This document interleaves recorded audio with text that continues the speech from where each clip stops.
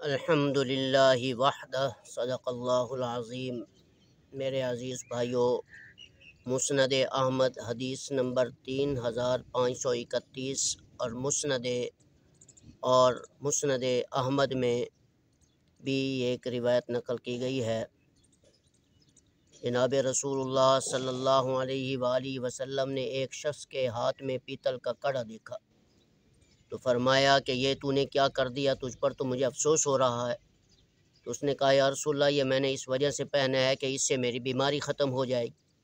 تو رسول اللہ صلی اللہ علیہ وسلم نے فرمایا، اس قسم کی بدعت کا ارتکاب کر کے، جاہلیت والے کام کا ارتکاب کر کے، اس سے تو تیری بیماری میں اضافہ ہوگا۔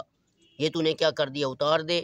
اگر اس حالت میں تیری موت آ گئی تو تو کبھی بھی کامیاب ہونے والوں میں سے شمار نہیں ہوگا، اس لیے کہ تم نے وہ کام کیا ہے جو نہ کسی قرآن سے ثابت ہے نہ کسی حدیث سے ثابت ہے۔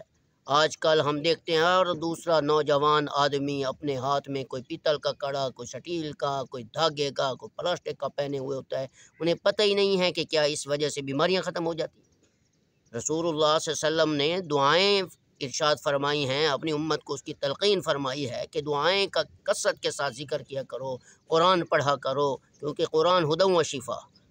قرآن پڑھو، اللہ ساری کی ساری بیماریاں ختم فرما دے گا۔ یہ کیا کہاں سے ثابت ہے کہ کڑا پہن لیا اور بیماری ختم ہو گئی؟ آج کل جاہل لوگ داڑھی منڈے اور سڑکوں پہ کے کنارے پر بیٹھے ہوتے ہیں اور وہاں کڑے دے رہے ہوتے ہیں اور کہہ رہے ہیں کہ اس سے بیماریاں ختم ہو گئی۔